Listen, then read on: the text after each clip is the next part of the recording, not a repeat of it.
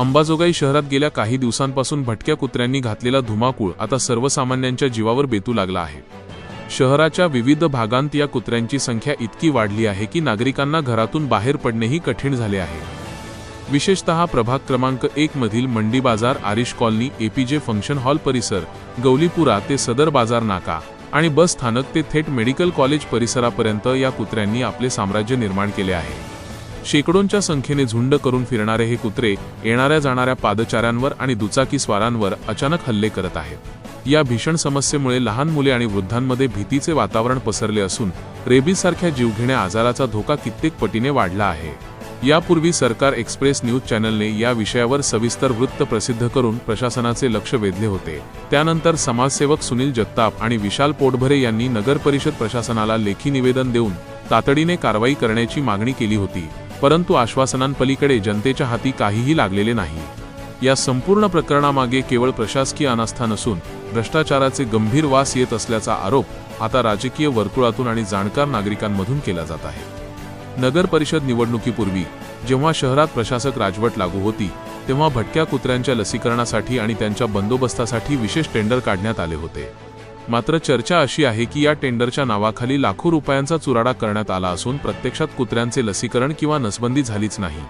केवळ कागदोपत्री घोडे नाचवून जनतेचा पैसा लाटण्याचे काम झाले का, असा संतप्त सवाल आता उपस्थित केला जात आहे। राजकीय सूझबूझ असणारे कार्यकर्ते उघडपणे बोलत आहेत की जर खरंच नियमानुसार काम झाले असते तर आज शहरात कुत्र्यांचीही भयावह स्थिती पाहायला मिळाली नसती। या भ्रष्टाचाराच्या आरोपांमुळे नगर परिषदेच्या पारदर्शकतेवर मोठे प्रश्नचिन्ह उभे राहिले आहे। नगर परिषद निवडणुकीला आता 4 महिने पूर्ण होत आले आहेत। या काळात 2 वेळा सर्वसाधारण सभा जीबी मीटिंग पार पडल्या आणि मार्च महिन्यापूर्वी वार्षिक बजेटसाठी विशेष सभाही घेण्यात आली। पहिल्या सर्वसाधारण सभेत विरोधी पक्षाचे नगरसेवक महेश कदम यांनी या प्रश्नावर प्रशासनाला धारेवर धरले होते आणि भटक्या कुत्र्यांचा बंदोबस्त करण्याची आग्रही मागणी केली होती। या दबावानंतर नगर परिषद प्रशासनाने काही हालचाल दाखवली आणि शहरात कुत्रे पकडण्याची मोहीम सुरू केली। मात्र दुर्दैवाची गोष्ट अशी की ही मोहीम केवळ 2-3 दिवस चालली आणि दुरुस्तीपेक्षा दिखावा जास्त ठरली। सुरुवातीचे काही दिवस कुत्रे पकडण्याचे नाटक झाले आणि त्यानंतर परिस्थिती पुन्हा जैसे थे झाली।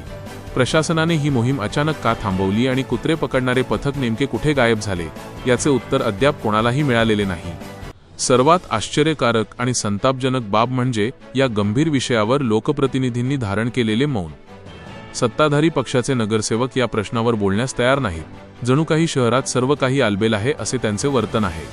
पण त्याहून अधिक धक्कादायक म्हणजे जनतेच्या प्रश्नावर रान उठवणारे विरोधी पक्षाचे नगरसेवकही आता या विषयावर चुप्पी साधे बसले आहेत। ज्या नगरसेवकांनी निवडणुकीत मतदारांना सुरक्षेचे आणि विकासाचे आश्वासन दिले होते, ते आज आपल्या प्रभागातील नागरिकांना कुत्र्यांच्या दहशतीमध्ये सोडून का शांत आहेत, असा प्रश्न जनता विचारत आहे। जर येत्या काही दिवसांत नगर परिषद प्रशासनाने आणि लोकप्रतिनिधींनी ठोस पावले उचलली नाहीत तर अंबाजोगाईकर नागरिकांना या अन्यायाविरोधात रस्त्यावर उतरावे लागेल, कारण परिस्थिती आता हाताबाहेर जात असून कोणत्याही क्षणी एखादी मोठी जीवितहानी होण्याची शक्यता नाकारता येत नाही।